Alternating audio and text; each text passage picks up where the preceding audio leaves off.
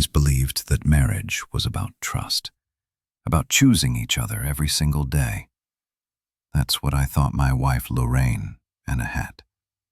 For over 10 years we built a life together, shared our dreams, our fears, our triumphs and our failures. Sure, there were ups and downs like in any relationship, but I never once doubted that we were in this together. Until the night she shattered that illusion. It started with a simple dinner at home. I had made her favorite pasta with a creamy garlic sauce, the way she always liked it. Lorraine sat across from me, twirling her fork in the plate, barely eating. There was something in her expression, something unsettling. Her usual warmth was gone, replaced by a strange kind of detachment. I tried to ignore the sinking feeling in my gut, the quiet alarm bells ringing in my head. Then, without warning, she set her fork down and looked at me with an expression I couldn't quite place, like she was about to tell me the weather, not tear my world apart. "I want to talk to you about something," she said, her voice calm. I nodded, my appetite vanishing. "What is it?" She hesitated, as if searching for the right words. "I've been thinking a lot about us, about our marriage, and I've realized something. We've been living inside a box, holding on to this outdated idea of what a relationship should be." I frowned, not understanding where she was going with this. "What do you mean?" Lorraine leaned forward slightly, her hands clasped together like she was rehearsing a speech. "I think we need to embrace a more modern approach to love, something more open." The words hung in the air between us, heavy and disorienting. My brain struggled to catch up. "Open? You mean a marriage that isn't confined by traditional boundaries?" She clarified, a soft smile on her lips, as if she was presenting a brilliant solution to a non-existent problem.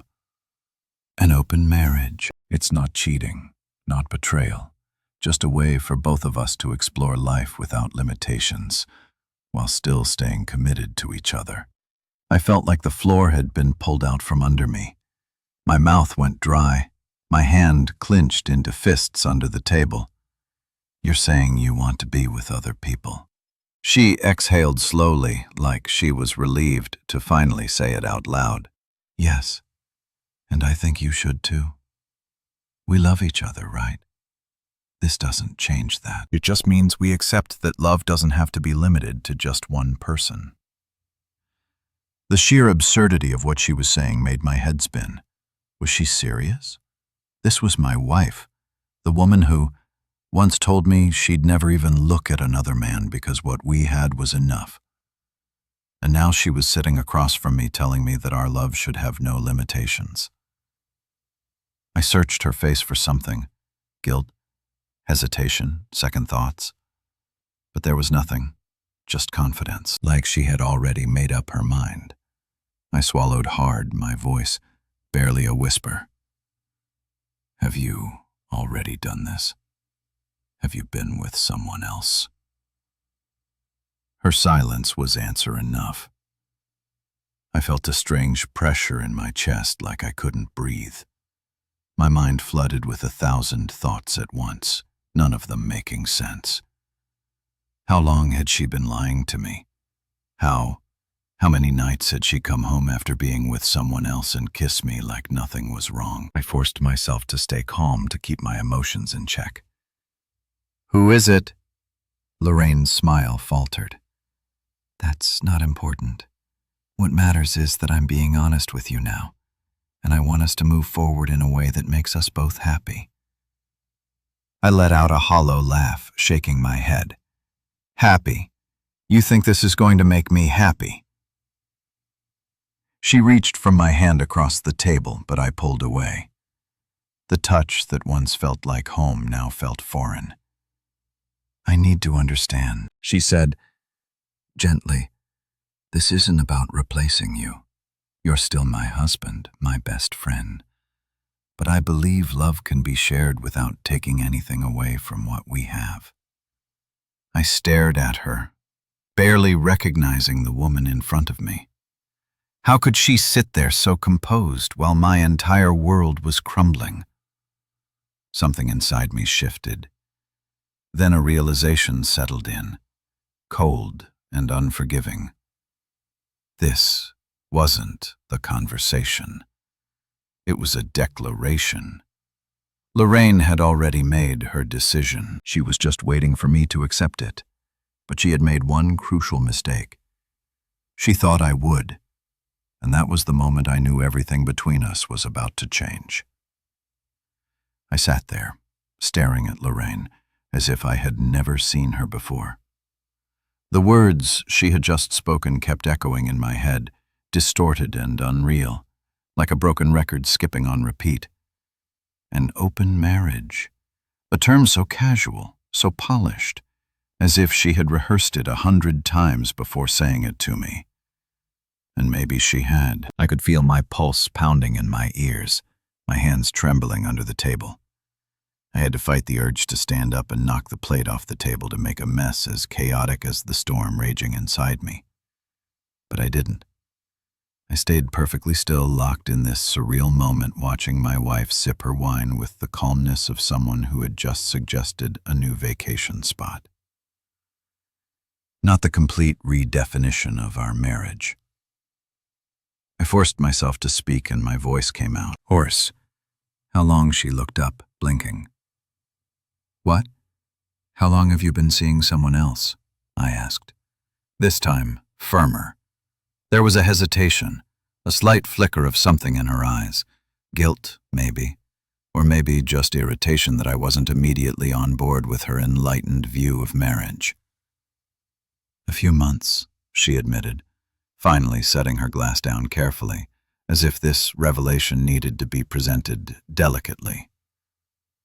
But it wasn't serious. At first, just exploring, feeling things out. I clenched my jaw, gripping the edge of the table so tightly. My knuckles turned white. And now it is serious, she exhaled as if exhausted by my stubbornness. It's not about serious or not serious, Caleb. It's about honesty. I didn't tell you because I was afraid of how you'd react. But I realized now that hiding it was wrong. I should have been upfront from the start. The audacity of it nearly made me laugh. Hiding it was wrong, as if that was the only issue here, as if the betrayal itself wasn't the real problem. I stared at her, shaking my head in disbelief. So let me get this straight. You've been sneaking around for months, exploring other men. And now you want me to be grateful that you're finally telling me? She sighed, rubbing her temples. I knew this would be hard for you to accept. That's why I waited. But I don't regret what I did, Caleb. It's made me realize so much about myself, about us. I let out a hollow laugh, standing up so abruptly that my chair screeched against the floor. You don't regret it, Jesus.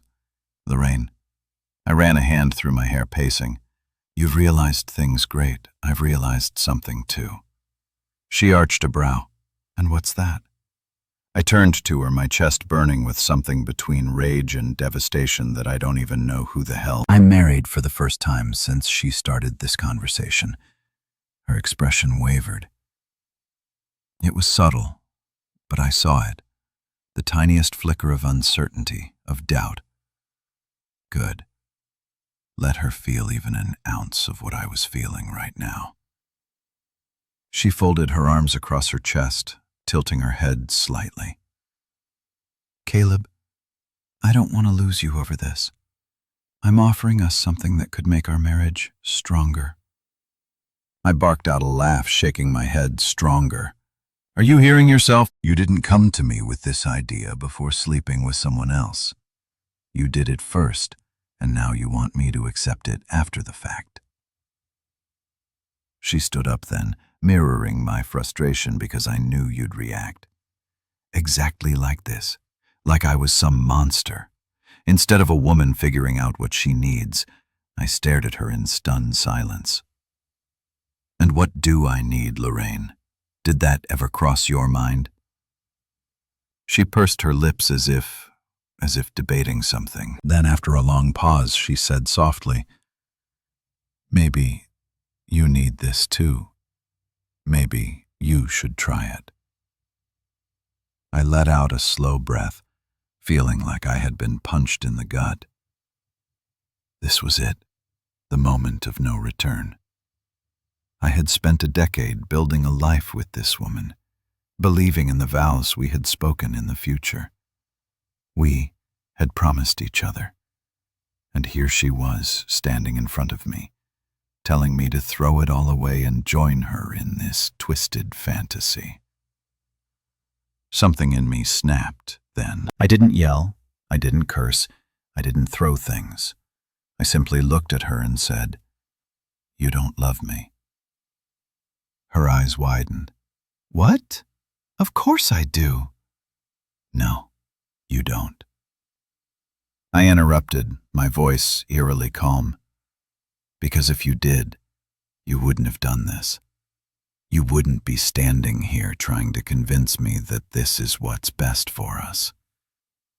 You love the idea of me, the convenience of me, but you don't love me." She swallowed, her hands trembling slightly. "Now that's not true." I exhaled sharply, stepping back as if physically distancing myself from the wreckage of our marriage. "I need time," I muttered, grabbing my coat. "Caleb." But I didn't wait for her to finish. I walked out the door, slamming it shut behind me. And for the first time in 10 years, I didn't know if I would ever walk back in. I didn't drive anywhere that night. I just sat in my car, gripping the steering wheel so tightly that my knuckles turned white. My breathing was shallow, uneven. The streetlights cast long shadows across the dashboard, flickering slightly as the wind rattled the trees outside. I could still hear her voice in my head, so calm, so rational, like she had simply suggested, "We try a new restaurant instead of rewriting the rules of our marriage. An open marriage is not cheating. I've been exploring. I don't regret it." The words circled like vultures, picking apart everything I thought I knew about my life. I had expected a lot of things in life. Setbacks, struggles, the occasional fight over bills or forgotten anniversaries. But never this. Never my wife sitting across from me, looking me in the eye, and telling me she had already opened the door to other men, while still expecting me to stand by her side. And the worst part, she hadn't asked. She had decided. I rubbed my temples, feeling the tension pulsing through my skull. I needed air.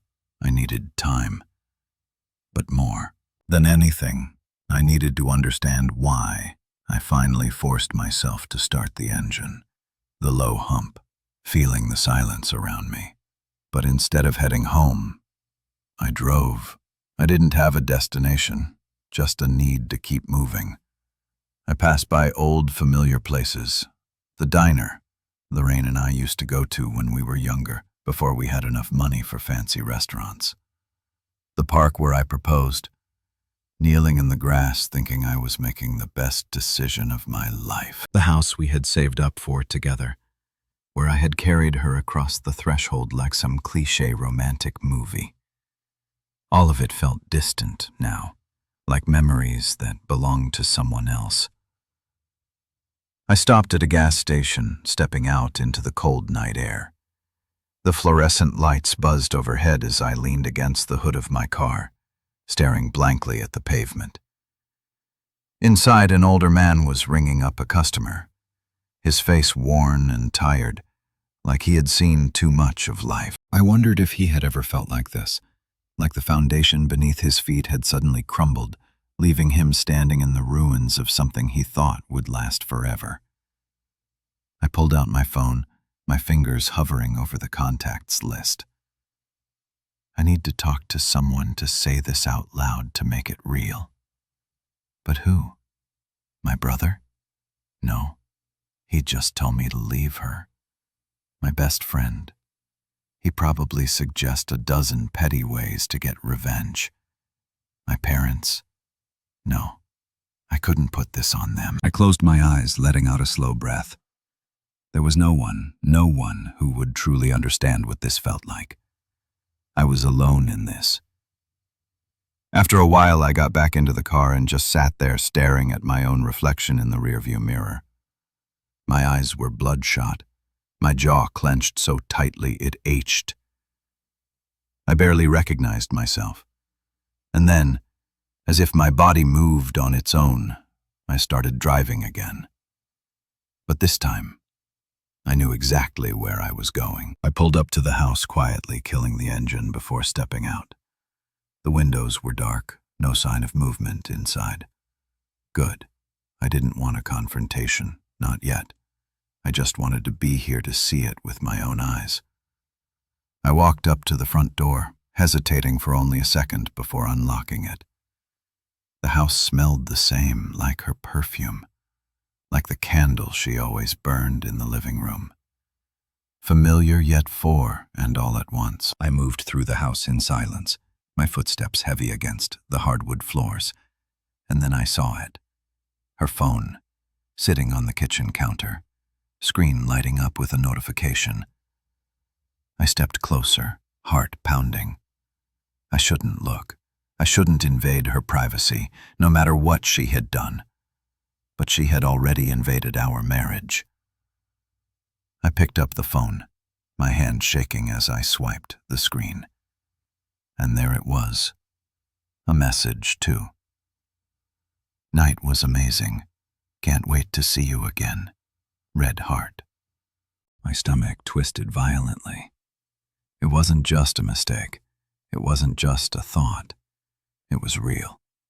It was happening right in front of me, and she had the audacity to sit across from me at dinner and act like this was something we should discuss. I set the phone back down carefully as if it burned a touch. My vision blurred with a mix of rage and devastation, my mind racing through every possible reaction. Screaming at her wouldn't change anything. Smash in something wouldn't make this pain go away. But I needed her to know. I needed her to understand that this wasn't some philosophical discussion. This was our marriage, our life, and she had treated it like an experiment. I grabbed a piece of paper from the counter and wrote 2 words, my hand shaking as I pressed the pin down, hard enough to nearly tear through the page. I know. Then I walked out, leaving the note right next to her phone. I didn't need to wait for her reaction. I already knew I didn't sleep that night. I didn't even try. I drove aimlessly through empty streets, past closed shops and glowing streetlights, through neighborhoods that were either silent or filled with laughter spilling from late-night bars. I didn't belong anywhere. Every part of my life felt foreign. Now, like I had been thrown into someone else's story, I kept playing it over in my head. Her words, the calm way she said them, the way she looked at me, as if I was the one who needed to catch up. I had walked into our house as a husband and left as a stranger. By the time the sun started to rise, I realized I had nowhere to go. I couldn't go back home, not yet, and I wasn't ready to talk to anyone. I stopped at a diner, the kind that had probably looked the same since the 80s, and ordered coffee. I didn't plan on drinking, I just needed somewhere to sit, somewhere. That wasn't my car somewhere. I wouldn't feel completely unoared. I stared at my phone, half expecting Lorraine to call to text to say something. But she didn't. Maybe she hadn't even seen the note yet. Maybe she was still sleeping peacefully, oblivious to the fact that the fallent of our marriage had finally collapsed. Or maybe she had seen it and just didn't care. That thought made my chest tighten. Had she wanted this? Had she been waiting for me to find out, to react, so she could justify whatever came next? I had no idea anymore. It was almost noon by the time I finally drove back. I wasn't even sure why I went home. Maybe to see if she was still there. Maybe because I wanted to hear her say it out loud, wanted to hear her explain, to see if she would even try. The second I stepped inside, I knew she had seen the note. Lorraine was sitting on the couch, her legs tucked under her, staring at it like it was a foreign object. She didn't look up immediately when I walked in, but I could see the way her fingers were gripping the paper tightly, as if she had been holding on to it for hours. I shut the door behind me, leaning against it, so she finally looked up, her expression unreadable. "So what?" I let out. A short, bitter laugh. "Don't do that. Don't act like we're not past pretending." She inhaled sharply, setting the note down on the coffee table. "I didn't want you to find out like that." "How exactly did you want me to find out, Lorraine? Over breakfast? A PowerPoint presentation?" She winced, but didn't look away. "I told you because I thought we could have an honest conversation. I didn't expect you to go through my phone." I clenched my jaw. "You didn't tell me, Lorraine. You revealed it like it was some New Age philosophy, like you were enlightening me. And yeah, I looked at your phone. You know why? Because the way you sat across from me last night, so sure of yourself, made me realize something. You didn't just think about this. You acted on it." She opened her mouth, hesitated, then sighed. "I don't want to fight." "Neither do I," I admitted, stepping further into the row. "But we're not avoiding this, Lorraine. You already made your choice. I just need to know if you ever planned on telling me the truth." She looked down, picking at the sleeve of her sweater. "I thought maybe you come around to the idea that hit harder than I expected. You thought I'd accept this." She finally met my gaze again, her eyes filled with something, guilt, hope. "I thought if you tried, you'd understand that love doesn't have to be just one way." I stared at her, my stomach twisting. "I do understand love, Lorraine. That's why I could never do this to you." She flinched. "I didn't do this to you." "Stop!" My voice was sharp enough to cut through the air. "You did!" "You made a choice for both of us. You didn't ask. You didn't give me a chance. You decided and then you justified it." Her lower lip trembled slightly, but she held her ground. "I didn't want to lose you. You lost me the second you made that decision alone." I said quietly. Silence filled, the space between us heavy and suffocating. Then finally she whispered, "Do you still love me?" My breath caught in my throat. Did I? Could I? I had spent a decade loving her, believing in her. But now, sitting here looking at the woman, I thought I knew all I felt was the crushing weight of betrayal. I swallowed hard. I don't know. And that, more than anything, made her eyes finally fill with tears. I never expected that 3 words could carry so much weight. I don't know the moment I said it. The air in the room changed.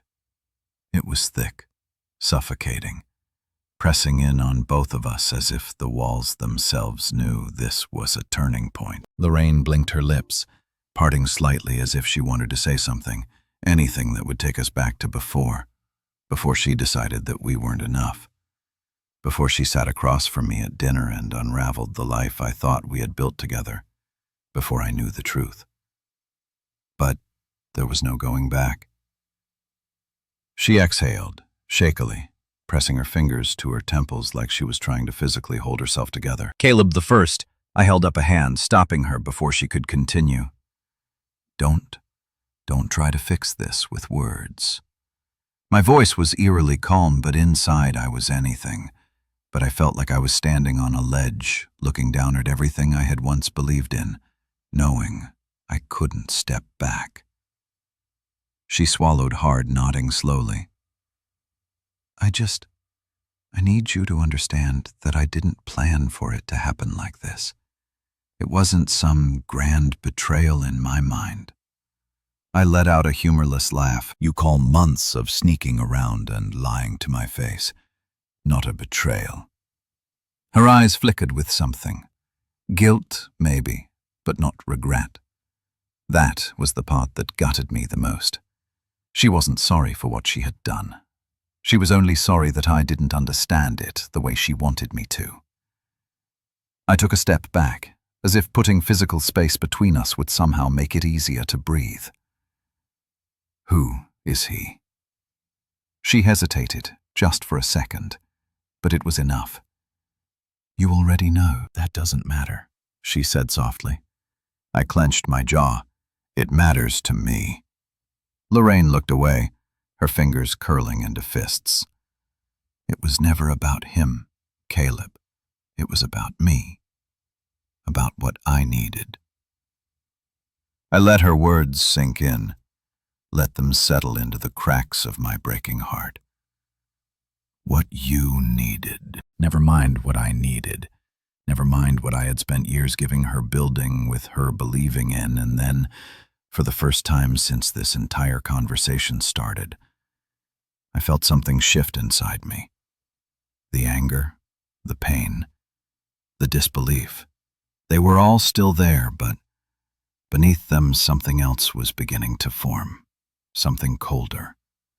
I took a deep breath, steadying myself.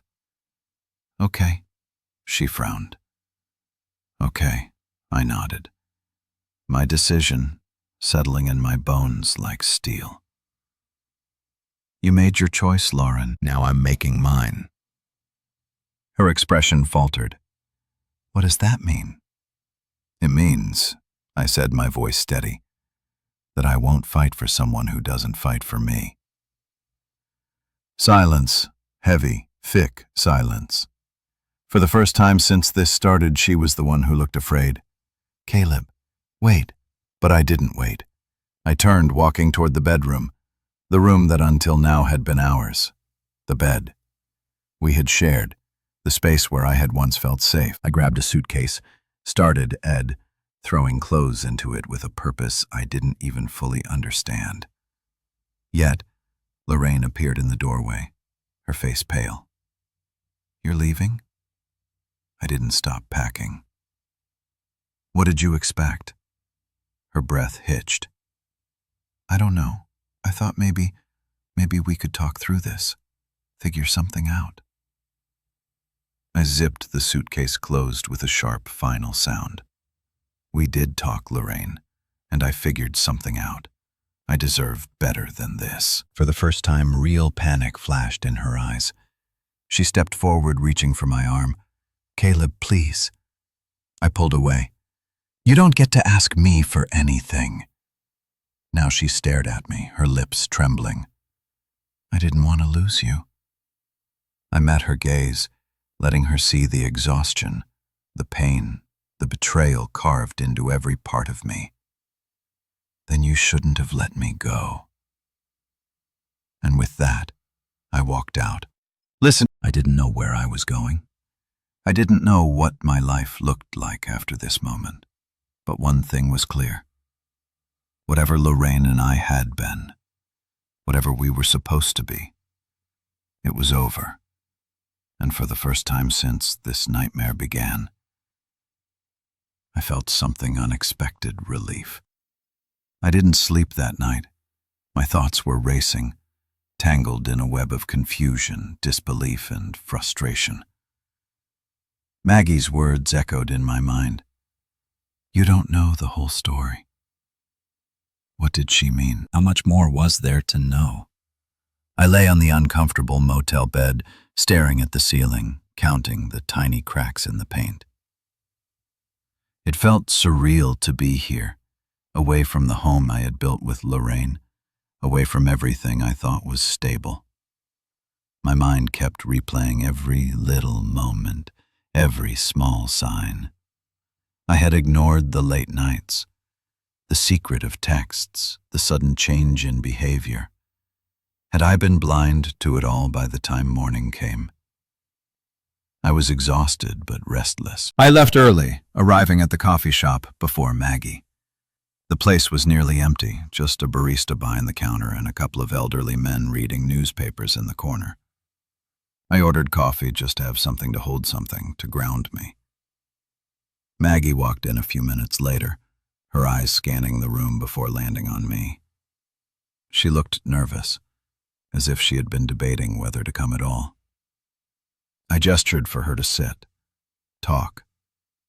She hesitated before lowering her voice. "I should have told you sooner, Caleb. I just didn't know how. And Lorraine made me promise, not to my stomach, twisted not to tell me what." Maggie exhaled, slowly bracing herself.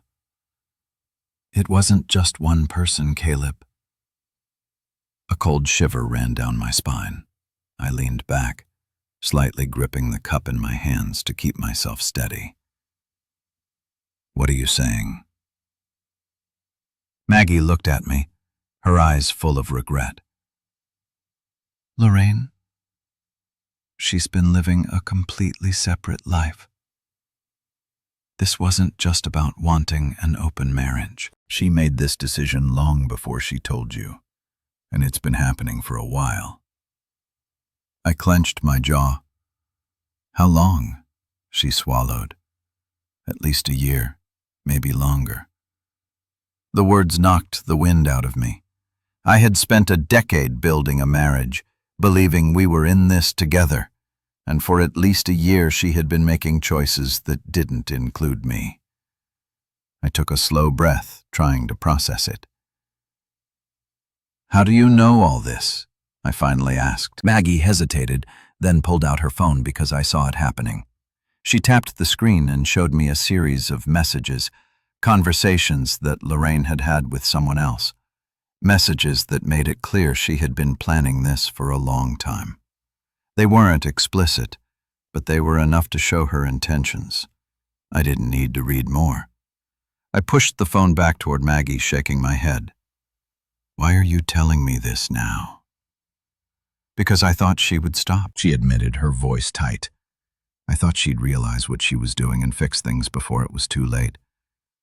But when she told me she was going to convince you to accept it, I knew I couldn't stay quiet."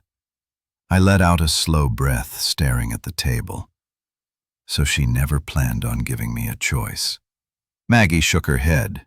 "No, she just wanted you to go along with it, so she wouldn't feel like she was doing anything wrong." I let out a short, humorless laugh. I had been played. She had looked me in the eye and told me that this was about us, about our future, when in reality she had already made her choice long ago. I pushed my chair back and stood up. Maggie looked up concerned. "Caleb, please don't do anything drastic." I met her gaze, my voice steady. "I'm not. I'm just done. And for the first time in days, I meant it." I left the coffee shop without looking back. The weight in my chest was still there, but something about that conversation had shifted things inside me. I had spent days caught in a storm of emotions, anger, sadness, betrayal. But now I just felt done. I didn't rush back to the motel. I didn't make any impulsive decisions. Instead, I drove to a quiet park on the outskirts of town, somewhere I could sit and think without the walls closing in on me. The air was crisp, the trees swaying gently in the wind. I sat on a bench watching the world move around me. People jogging, parents playing with their kids, an old couple walking hand in hand. Life was still happening, even as mine had crumbled. And maybe that was the lesson. For so long I had tied my identity to my marriage to us. But Lorraine had made her choice, and now it was my turn to make mine. I pulled out my phone and stared at her contact. My thumb hovered over it for a moment before I pressed delete. Then I went to our messages, our photos, and every reminder of her that was still in my phone. One by one, I erased them, not out of anger, not out of spite, but because I was ready to move on. For the first time since this all began, I wasn't thinking about what Lorraine had done or how unfair it was. I was thinking about me, about what came next. I stood up, stretching my arms as I took one last deep breath. The sky was clear, the air fresh. It was time to start over, and this time, I was walking forward without looking back. Walking away from Rain wasn't just about leaving a marriage. It was about reclaiming my life.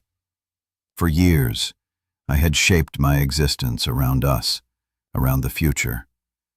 I thought we were building together, but now I was standing on the other side of it, realizing that my future was something I had the power to rewrite.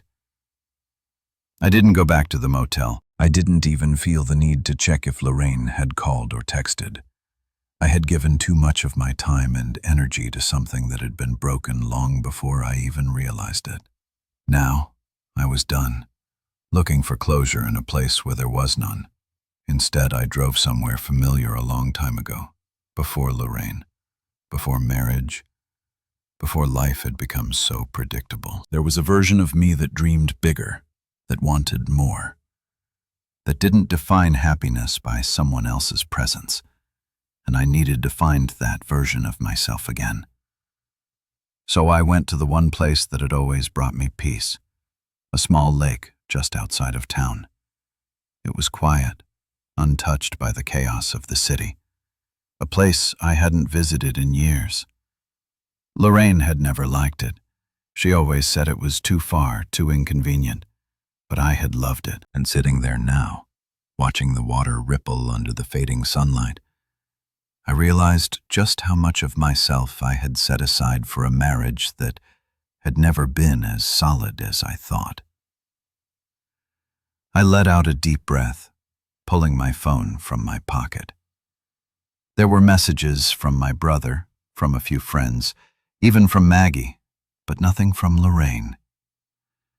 And for the first time, I was glad she wasn't my problem anymore. I scrolled past the old contacts, past the names that felt like they belonged to another life, and stopped when I reached an old number I hadn't dialed in years. No hesitation. I pressed call. 3 rings. Then a familiar voice answered. Caleb. Wow, I wasn't expecting to hear from you. I smiled for the first time in days. Yeah, I wasn't expecting to call, but I think it's time I stop expecting life to go a certain way and just see where it takes me. A small chuckle that sounds like the guy I used to know. Where are you now? I glanced at the lake, the setting sun casting golden streaks across the water, somewhere I should have never left behind. A pause. Then maybe I should meet you there. For the first time in a long time, I felt something I thought I had lost. Hope. And this time, I wasn't going to let it slip away.